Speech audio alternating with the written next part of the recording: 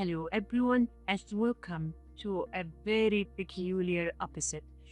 Today's topic is going to be about one of the autoimmune diseases that is very common and has a lot of myths and misconceptions regarding how should it appear, how to manage, and what is the prognosis. But before I introduce today's topic, I would like to introduce my colleague and my friend Dr. Mariam Aldashti. Hi Mariam. Hi, Salis. How are you today? I'm good actually, and I promised this segment to one of my family member because he is known to have this disease and his family is known to have this disease, and the way that it started with him and he ignored the symptoms from the beginning because they were a little bit big. He was a little bit scared, so I told him I would dedicate this episode to you so you have an idea about the disease and what to expect of it. Absolutely. So it's an immunological condition and it's not contagious, which many people think it is contagious because it looks disturbing at times. But in reality, it's not contagious at all, but it is a immunological condition. And we're talking about psoriasis. Exactly. And you know, Mariam, many people, many famous people, they have it. And I don't know people, they know that or not. There is one very famous person who have the disease. I know you're gonna say it's contagious. Actually, she has the disease and she tries to hide it with the makeup on, but when she is not putting any makeup and you see the hair, you see how far it affected her. So it has many forms, it has many severities from mild to moderate to severe, but it is considered one of the autoimmune diseases that affects the skin cells. How does it affect it? It makes it age very rapidly and very early. So it will be thickened, dead, and crusted, and then the flakes would appear because it's an autoimmune disease. So the immune cells try to attack the skin. So there will be ulceratus and inflammation and sometimes pain around those crusts. The reason why it causes disfigurement or people don't like to talk about it because the scales that is produced from this early death of the skin cells, it looks like crusts, and if it's especially a hairy on the uncovered area, the face, the hands, the hairs, it will give like snowflakes appearance. Absolutely. Now, usually the cycle of a skin cell is reproducing every 28 days. When people with psoriasis, obviously they have this condition, the cell is produced every 3 or 4 days. So it's an extremely rapid rate. So this is why you have more skin cells being produced regularly. So they deposit, like you said, scaly, red, patchy, because there's a lot of buildup on skin cells which usually shouldn't happen.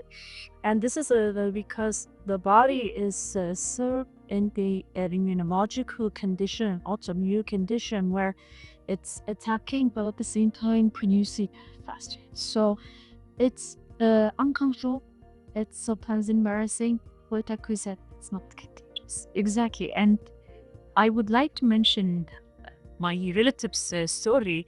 Mshari is a 28 years old guy who graduated happily from school, university, and started his career, a promising career in one of the governorates, and he has a positive family history of autoimmune diseases. So he has his brother, his father have psoriasis.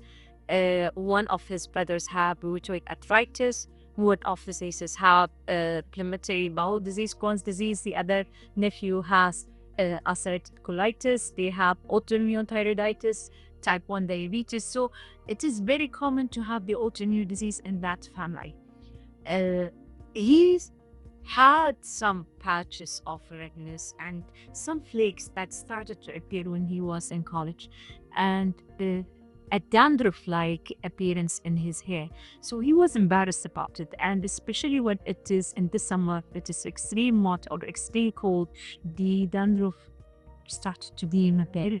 And then whenever he's stressed, the patches will appear, and he tries to hide it.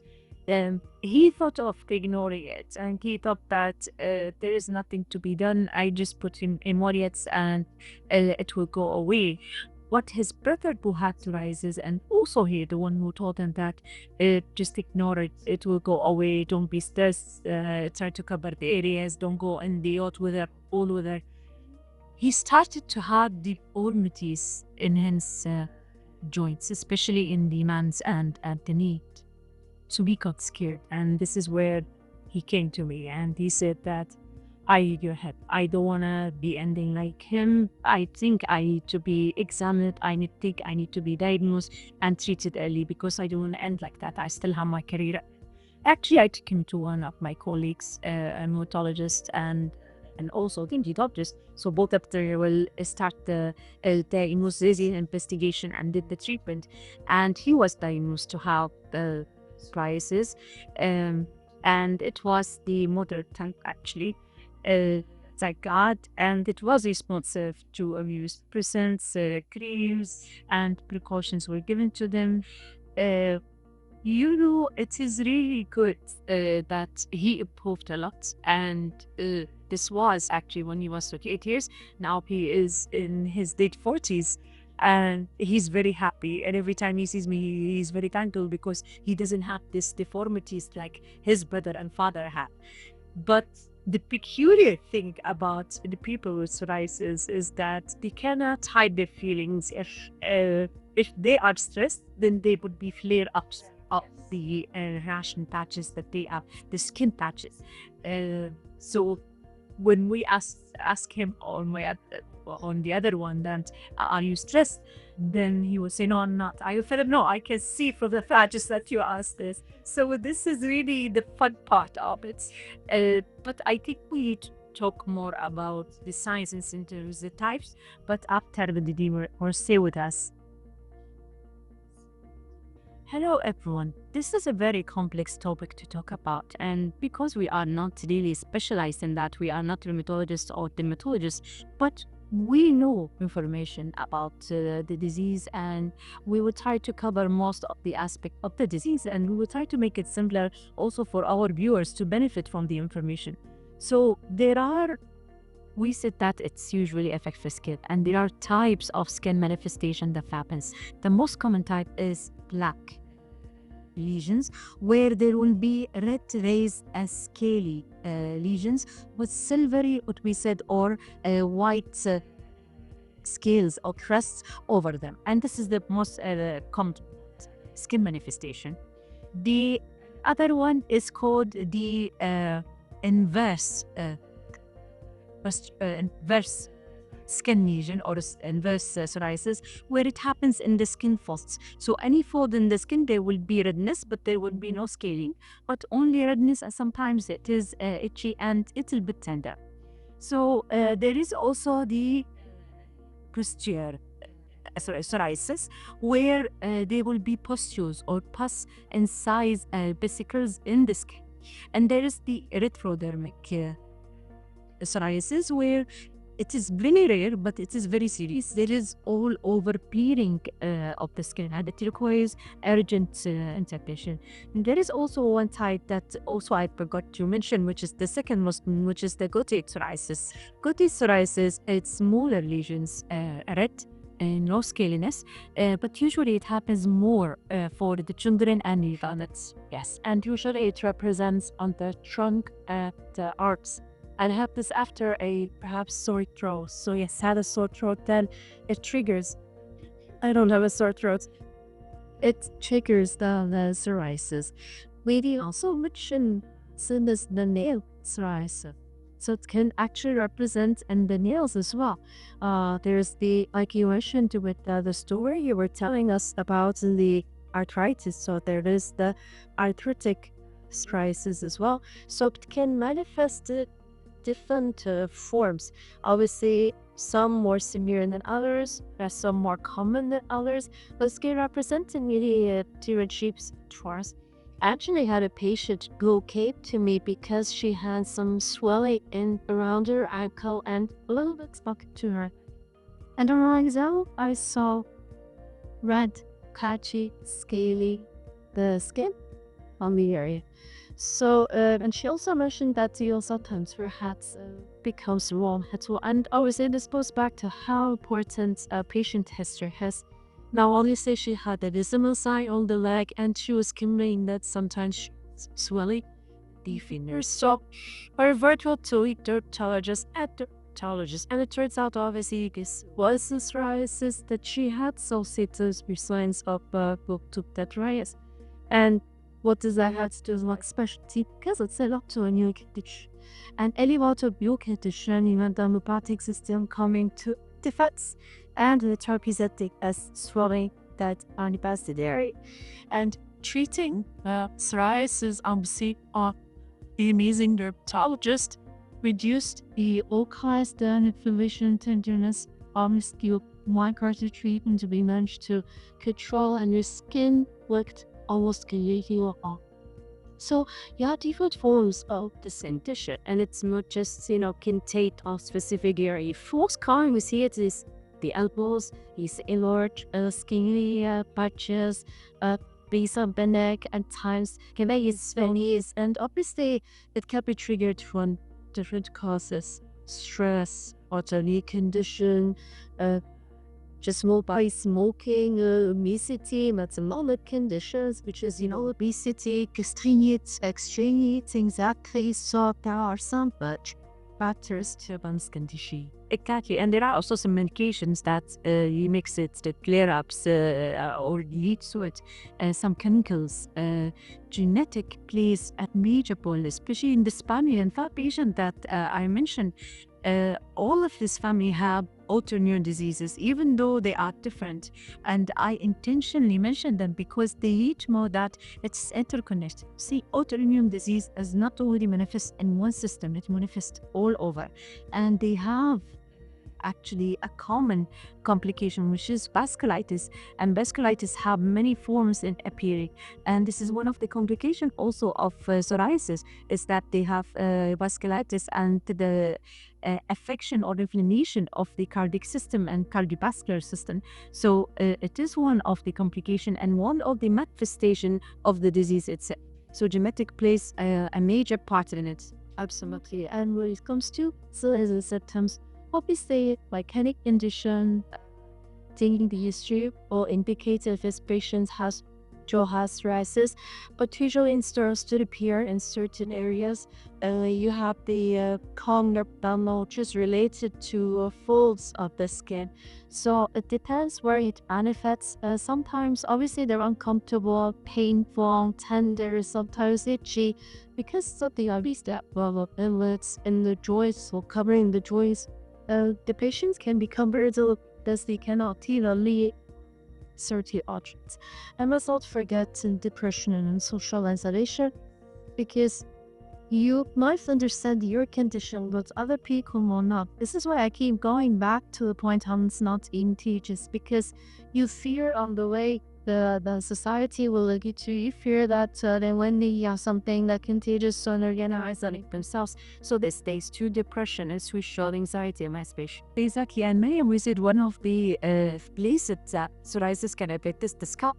So it causes like dandruff, like epiris, but the severe form of gout, where you can see the white flakes and the scales. So it causes isolation, it causes embarrassment, and people will think that there is something in the hygiene. Why doesn't this person treat themselves? And this happened actually with my relative, and he got embarrassed, got isolated because of that. The other thing, the area or the skin has a large manifestation of large impaction of the disease on the skin, especially in the scalp. There will be also hair loss, and we see many celebrities also, they have the problem with hair loss. Well, you can see it with the paparazzi or where they take pictures, they say that, see this celebrity, they have drawn line, hairline, and all because of the disease. It's not something that they control. Flare-ups can happen, yes, exactly. The indications are there to control it, to prevent the complication, but sometimes flare-ups will happen, even though that you are combined to medications. So unfortunately, this is one of the manifestation of the disease. And as we said, it causes embarrassment, it causes isolation. So it does not only affect the skin, not only affect us physically, also emotionally and psychologically. Yes, and we should also mention that sometimes it causes other complications such as eye infections or conjunctivitis or uveitis. So it can affect other parts of the lung or other organs. So it's not just contained on the biggest organ in our body, which is the skin. It can affect visibly other parts of the body, such as yourself and your opposite scalp, the hair, but also the eyes. Exactly, and we said it affects the cardiovascular system, it affects the liver, it affects the kidneys, as in the other autoimmune diseases that we discussed before, like rheumatoid arthritis, systemic lupus erythematosus. All of these affect the organs. So this is also an autoimmune disease. It has effect on the kidney function, on the liver function, brain function, lung function, lymphatic system functions. So it's a multi-systemic not infection, multi-systemic organ involvement that is related to the manifestation of the disease itself. Yes, it can lead to daily aches as well. So that we keep going back to it has indirect effect when it comes to the body, because we're not just sister, we are just very sister. Exactly, and also one of the complications of psoriasis is infection, skin infection, especially if the person tries to remove the scales, if the immunity is low, there are plastations and they get infested and cuts get infected in a way or another, then it will lead to skin infection and bacterial infection, where we need to treat with antibacterial medication on top of the psoriasis medication. As absolutely. So there are many types. The nail psoriasis is actually very interesting because you start to see nail deaths. So the nail is not smooth and a normal, anatomical representation. You start to see it dense. Yeah. So it's fascinating that even if people will have an idea about psoriasis affecting the skin, it actually causes some, changes in the nails as well. I think the list will go on and never finish, because it's, as we said, autoimmune disease that will affect all the organs and all the systems in the body. But I think now we come to a point where we need to discuss the diagnosis and mode of management. But after a break, stay tuned with us. Hello everyone, and welcome to the last segment of our episode today. We know it's a complex disease and we know talking about it is not easy, but I hope we tried to simplify it as much as we can. So we talked about the disease itself, how to manifest, what are the triggering factors, but now may come how to diagnose. So I was having a talk with one friend of mine who was specialized as a hematologist, and it was an interesting talk because I was telling her what is the definitive test that you will do. It will tell you that this is psoriasis, this is SLE, this is rheumatoid arthritis, or this is something that is arthritis, simple arthritis. How you differentiate between them? And she said, you will be surprised in this, that 85% of the information that we get to diagnose is from history and physical examination. So she said, we usually take the history. When did you notice the lesion started? Where did it start? What makes it more appearing? What makes it resides? Did you notice that it is related to certain type of foods or not? Related to certain type of medications? Is it related to extreme hot or extreme cold weather? When you are stressed, anxious, angry, does it increase or not? When you smoke, does it increase or not? If it was a lady, when you are pregnant, does the flare-ups appear more? Because sometimes in pregnancy delay, it will be low, then it will appear more. So do you have a family history of any autoimmune diseases, and specifically psoriasis? These are the things that they usually ask, and they ask about the complication regarding the eyes, the joints, the skull, and all the things that we just mentioned. Then we come to the examination. Usually they examine the shape of the lesion to differentiate it. As we said, we mentioned many names, so they want to know which one is which. Where does it appear more? Is it scattered or confined? Is it peeling or not? Because it will give us an idea on how to manage and diagnose, and will give us an idea about the prognosis of the disease.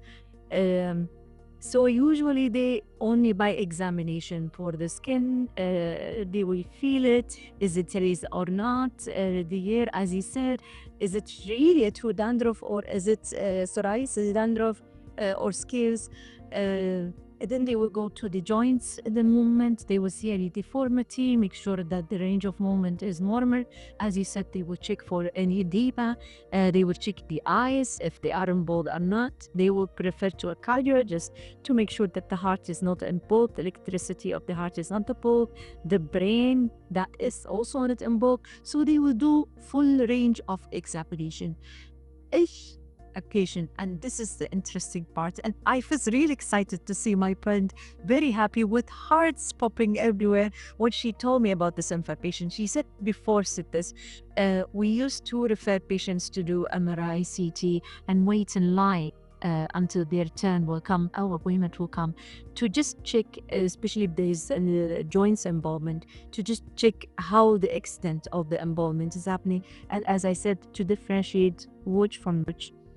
She said now it's changed in the past few years, and now it is available, affordable, time consuming.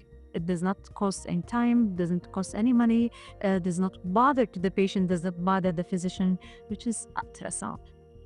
And I asked her, what do you see? Because I know it's a joint. You just put the probe and you just check the joint, check the fluids, and that's it. She said, no, you would be surprised about the things that we diagnose with only ultrasound. She said, we will check the shape of the joint. We will check how much is the fluid or the cartilage between the joint. If there is any dentations or involvement or loss of the bone. So does this patient needs to be referred to orthopedics to replace the joint or not? Management would be enough. She said, we will see if there is the infection. So the clarity of the fluid, we give them an idea, the ultrasound, you give them an idea. Sometimes they need to inject, so they will use the ultrasound, the guided injection, ultrasound guided specimen, sample and collection. So she said ultrasound have many benefits, and that's why I was fascinated, because I thought my specialty was heart when we do the ultrasound for the heart and see the valves, the function, all. But now I give you the you have the most difficult subspecialty, because it's really not something simple. It's not just checking the joints and then that's it. They really dig into deep, and she said now our numbers are a lot and we are more specialized in that, and it will take us only a few minutes to do all these investigations. This truly fascinating when it comes to this, and it's constantly evolving and become less invasive, less case coming back huge. Now sometimes they also take a skin biopsy, which is also, takes seconds, never minutes. So they just take simple skin biopsy and see how fast the skin's generating. There's an infection also, it's like through blood tests. It's not going to indicate the presence of psoriasis, but it will indicate inflammatory markers such as the CRP, as we discussed before. Now this indicates that there is inflammation that can warrant further investigation. So in the day, it depends on each individual and how they're representing when it comes to this condition. Nowadays, we obviously two KUs, so I think we covered most of them. So when it comes to treatment management, obviously we need fishes, which can be neuroannual if consistent or neurosuppressants, because honestly, as much is a psychic condition. So suppressants are available.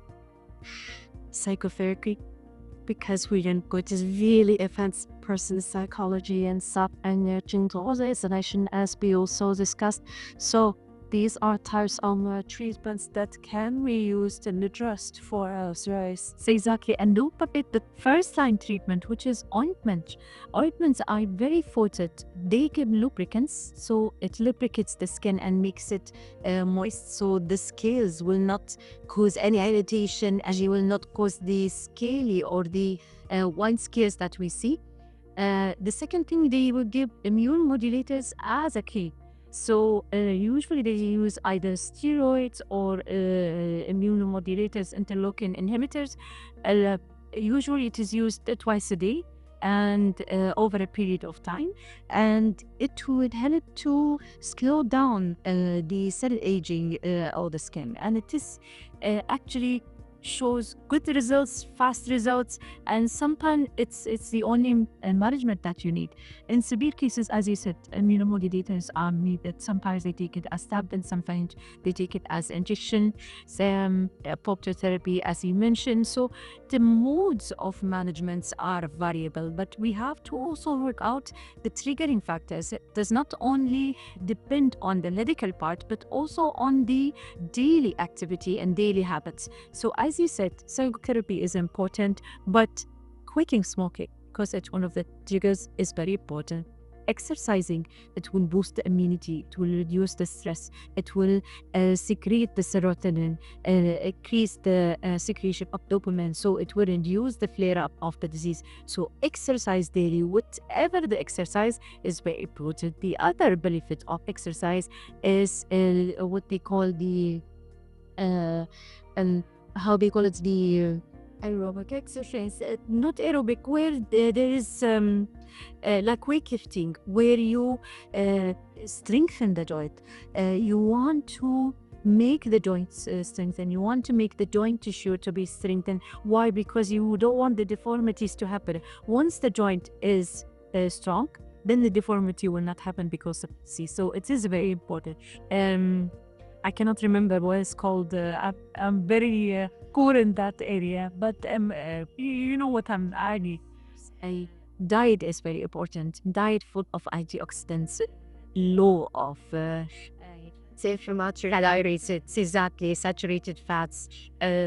Take a lot of vegetables, fruits, fibers. Very important to boost the immunity. Very important to reduce the weights and the fats. All of these are unwanted in managing psoriasis, and it causes flares. So it's very important to follow up a strict diet and a healthy diet, actually. Absolutely. Let's not forget the major important factors reducing stress, because stress, we said, is a triggering factor when it comes to psoriasis.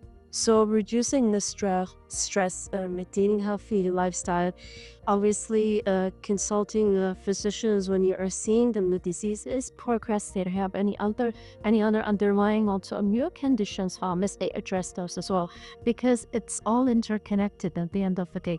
So depending on what type of condition you have, obviously a treatment like is exactly. And I think Mariam will cover most of the tips and points regarding psoriasis. And I hope our dear viewers, you benefit from today's episode, and hope to see you again in a new episode in our program. You have a good day. Stay safe.